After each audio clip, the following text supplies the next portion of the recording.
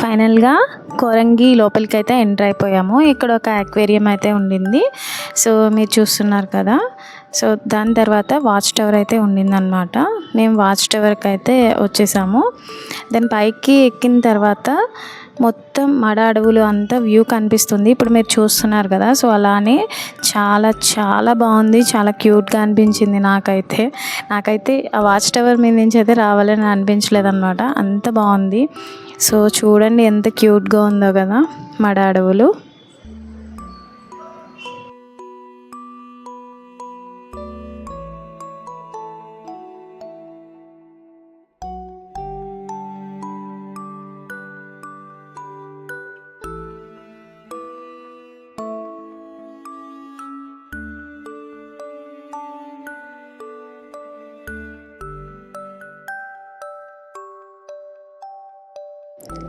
ఇక్కడైతే మాకు ఏవో అడుగులు కనిపించాయి అన్నమాట. అక్కడ చెక్క వంతెన ఉంటుంది కదా. సో అక్కడ లోపలికి వెళ్తుంటే కనిపించాయి. ఇవి దేని అడుగులు అనేది మాకు ఐడెంటిఫై అవ్వలేదు.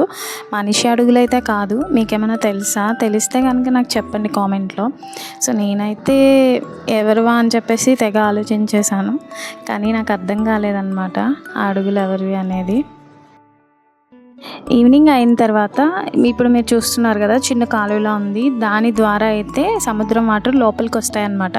సో ఆ చెక్క వంతెన కింద అంతా చాలా చెమ్మగా ఉంటుంది. ఎందుకు అని చెప్పేసి నేను అనుకున్నాను. సో వీళ్ళైతే చెప్పారు మొత్తం వాటర్ అయితే వెనక్కి వచ్చేస్తూ ఉంటుందంట. ఇది వచ్చేసి ఒక వ్యూ పాయింట్ అన్నమాట.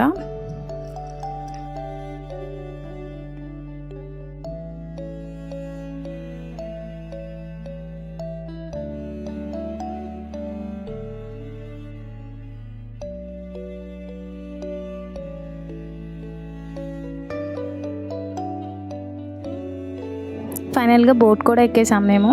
సో బోట్లో వెళ్తున్నప్పుడు అయితే ఈ వీడియో షూట్ చేశాను నేను. సో వ్యూ అయితే ఇలా ఉండింది. చాలా చాలా బాగుంది. సో ఎవరైనా ఇంకా కోరంగి వెళ్ళకపోతే కనుక ఖచ్చితంగా ఒకసారి విజిట్ అయితే చేయండి.